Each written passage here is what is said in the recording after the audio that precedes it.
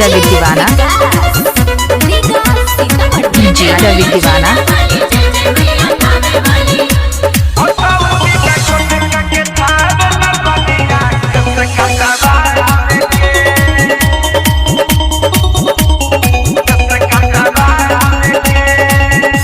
कोशिश न करी सैया दिन बढ़ावे के,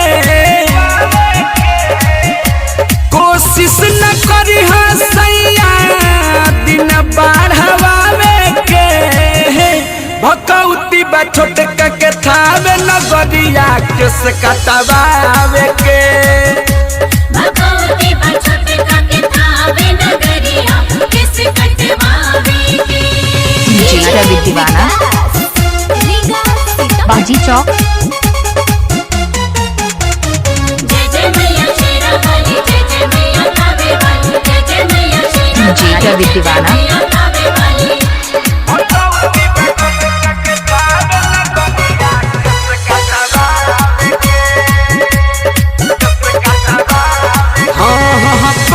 के बात यारी राजा बहुत बानी हरान हो।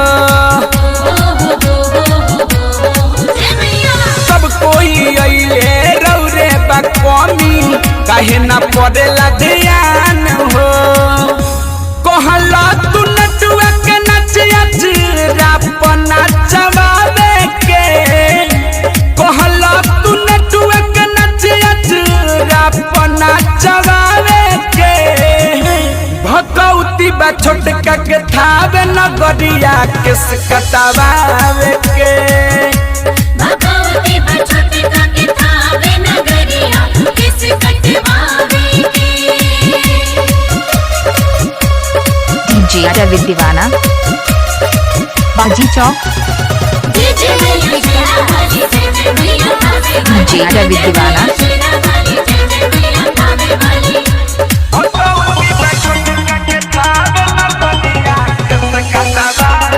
अलबेला रिकॉर्डिंग स्टूडियो गढ़ी माई नेपाल। हाँ दुबई से आइल बघरी देवारवा मिठू मिसाइल अलबेला हो।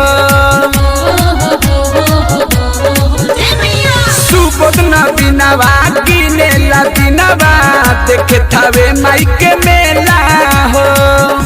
सत गो चुनरिया कहला माई के चढ़ावे के।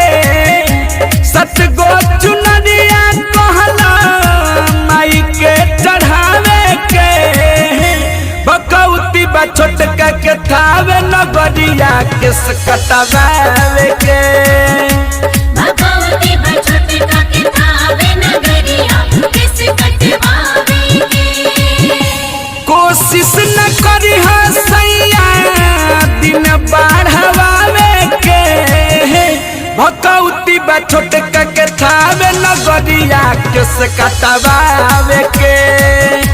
भगवती बछटका के थावे नगरिया किस कटवावे के। अलबेला बाजी रिकॉर्डिंग चौक स्टूडियो गढ़ी माई